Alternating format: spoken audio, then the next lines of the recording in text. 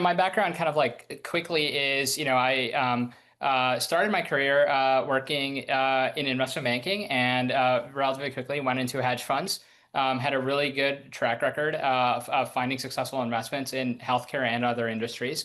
And by my late 20s, became a partner at a multi-billion-dollar fund, where I was managing a portfolio across industries. And really, my specialty was like finding value in forgotten areas of the economy, restructuring turnarounds. And, through the financial crisis, I, kind of like grew the portfolio a lot and, found a lot of troubled companies and like rescued them and saved them and ended up starting my own fund at the age of 31 with one of those investors backed me to start. And by 35, I was earning 250 million. Um, Unfortunately, during my early 30s, I went through a major personal caregiving experience for my grandfather through dementia and cancer and end of life care, where there I was like the person in the family researching, but really most of the direct care burden fell on my mom. And I realized like just kind of how difficult it is when you have somebody going through a serious illness or a series in that case of serious illnesses. Yeah, just like, we have a great healthcare system, quote unquote, but 95% of the work is happening by family members. And there is no social care system in the US, and it's a really difficult to navigate. So my mom just ended up, I mean, we ended up trying all kinds of care options, but ultimately she's ended up leaving her career and doing it full time for several years. After he passed, I was still running my fund and I became obsessed with this. I was like, okay, there's going to be a big crisis where like all of these people are going to care for loved ones. I think in that case, through aging and dementia, which are just kind of like things that happen to you if you're lucky to live long enough, but also through chronic disease, through cancer, and other things that happen to you kind of sometimes unexpectedly. But, as I was thinking about the care industry and how I could kind of like, find or create opportunity within that, my wife became severely ill and went through years of a difficult cancer battle. And then I firsthand lived it, where I became her primary caregiver. I took several sabbaticals lasting from weeks to months to manage her care.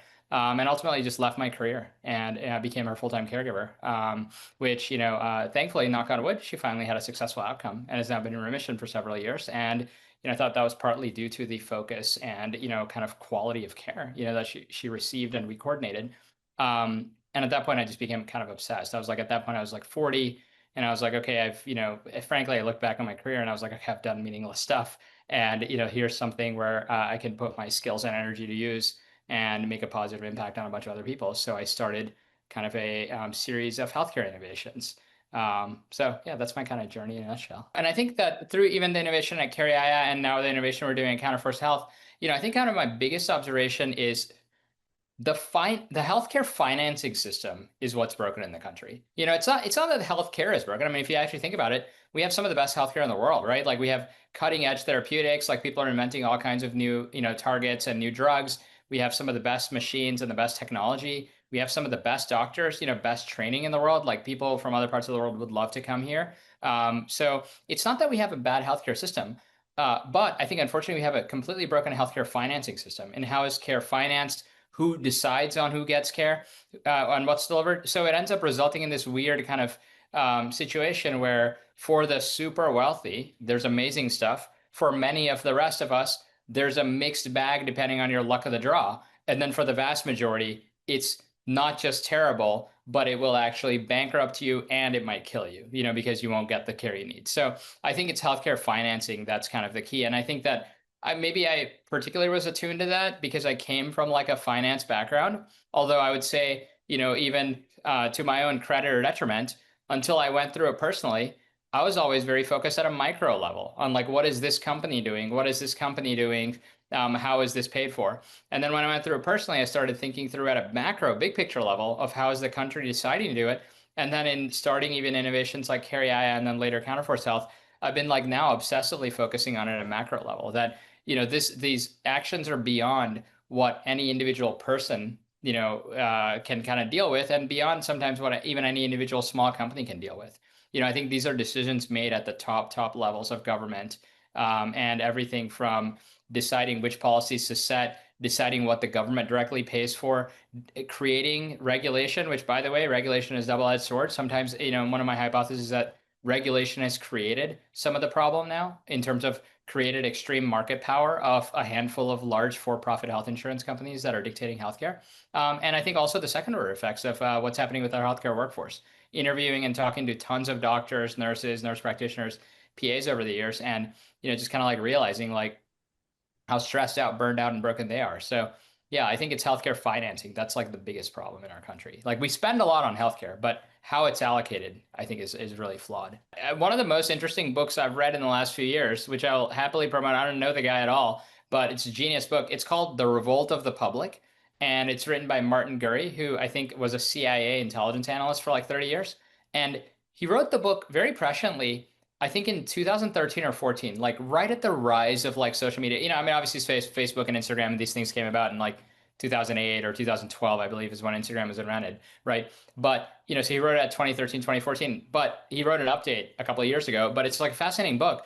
But the whole hypothesis was this, that social media is creating this kind of like anger, anxiety, rage that is propagating that interestingly enough is leading to these revolts, almost a revolt like nihilistic movement, oftentimes led by young privileged people, which I thought was like fascinating, that it's not who you think it is. It's not actually the people who are super downtrodden in society that are doing this stuff. It's sometimes the people that are coming from positions of like privilege. Anyway, I think, to that point, I think that, in this specific Luigi Mangione event, and I don't know, I'm not as knee deep in like the investigation. I think the what has been the most interesting or revelatory to me is the reaction of the public to the event. I think that was really the catalyst that I think, and I'm optimistic, will drive healthcare and health insurance reform because and this is kind of another and I love books, so I really love being on your show because I read a lot, and I think another book that I read that had a profound influence on me was this author Václav Havel, who ended up becoming the prime minister or president of Czechoslovakia, and he wrote the book called "The Power to the Powerless" or "The Power of the Powerless," and it was basically about how when the country was under, communist rule, and, you were allowed to say certain things, not allowed to say certain things. And then there's one point in there where he talks about the Pope visited, and suddenly everybody kind of like were at stadiums talking about the Pope, and then kind of like acknowledge like a implicit understanding of awareness of how broken the system they live in. And that started catalyzing a little bit of a social change, which then ultimately ended up resulting in freedom. And I thought that was like a very interesting point because, it's kind of, I guess, the old kids fable of emperor has no clothes, right? And I think that this thing, in the Luigi Mangione shooting of the United Health CEO, the way people reacted and all over social media, all over Reddit, all over comments in Wall Street Journal and New York Times articles, I think it led to people kind of, well, I don't think most of these people would actually do the violence themselves. They were almost like, I have zero empathy for this because I'm getting screwed. And I think it kind of like allowed a lot of patients to come to the forefront and share their own story. And then that has now become a self-propagating thing where people are coming out of the woodwork and saying, hey, I have cancer, and why am I being denied this, $1,000 medicine that I can't afford? What am I paying all these premiums for? And I think it's kind of started like maybe a perhaps much needed, long overdue conversation on what is healthcare, what is health insurance, what are my rights, like, and I think we as a country need to decide, like, and it could go, I have my own personal opinions, but I think it could go either way. If like, do people feel that it is a right to have healthcare in the country? Of what level? Do people feel that health insurance is something that needs to be mandated? I think, it's kind of, you've had policy go all over the place in the last 15, 20 years, right? That health insurance has been something through Obamacare has been rolled out at scale, has been both able and accessible to many, has also been mandated to many with fees and penalties. Do we feel that there's a proper degree of regulation of what the insurance companies are able to deny or not deny? I think these are all like extremely important questions that, for unfortunately, whatever reason, have just been swept under the rug, perhaps for the last 10, 15 years, that I think that the shooting and the event and all really the follow-up talk have resulted in, kind of like soul searching, so to speak, of the public. One of the biggest realizations, and I uncovered a bunch of this through the book and even post the book, because by putting the book out, and it's now been a couple months, I've gotten a lot of inbounds and a lot of tips almost. Like the book has almost become like a tip line of sometimes journalists who, by the way, one interesting thing I realized, a lot of journalists have not been allowed to publish on this topic up until recently. That is a big, big realization. And did you see the New York Times story about a month and a half or 2 months ago, where United Health was suppressing media coverage of anything critical of their policies. And they were saying from December until July, threatening all of the media outlets, if you dare run stories critical of our denials, critical of this and this, you are condoning murder and further bad things will happen. So through that, they were bullying and suppressing. And of course, on the other end, the unspoken thing is I'm going to pull my advertising, right? So through that, it was a massive suppression. So what I've realized since putting the book out is there's a lot of journalists who were doing investigative work on what I personally believe are borderline fraudulent practices being done by some of these insurers who the stories were being squashed because of this pressure. Um, and I think they're either like, hey, I want to talk to this story, so like I am able to hear their stories out and then go talk to the patients and doctors. And I think now that New York Times broke that, I think a little bit of the veil has been lifted and they're allowed to potentially pitch these. But I think that to me, that was like an eye-opening thing of, okay, forget all the lobbying dollars and, whether you're lobbying Democrats, Republicans, all that stuff. But there's also just so much pressure in media and social media to keep this stuff out that I think it's now become like a coiled spring that's about to explode the other way. But I think to me, that was like really eye opening of just like how many people who work on that side, who are journalists, who are fielding patient stories, who are fielding provider stories, have been kind of told, hey, we're not going to run this, So I think that was kind of like eye opening because I understand, it's like lobbying dollars can do so much, but then keep also does a lot because then people just think, and I think that and sorry, final point I'll make is that it makes people feel it's just happening to me. That's my biggest kind of, gripe with the whole thing is that, I mean, I went through this through my wife's cancer care and it's just like, you just think, oh, it's our bad luck. Our policy declined all this. Maybe I didn't fill out something right. Oh, maybe I'm gonna have to eat this cost, and you're stressed about the bills and you think it's something wrong with you. I think when you realize that's happening to everyone, then you get really pissed. And then I think usually that when that happens, then the problem goes away because society changes. Cancer relating to bankruptcy is ridiculous. So I think in some of the high level statistics, 67% of people who went bankrupt last year in this country were due to medical bills.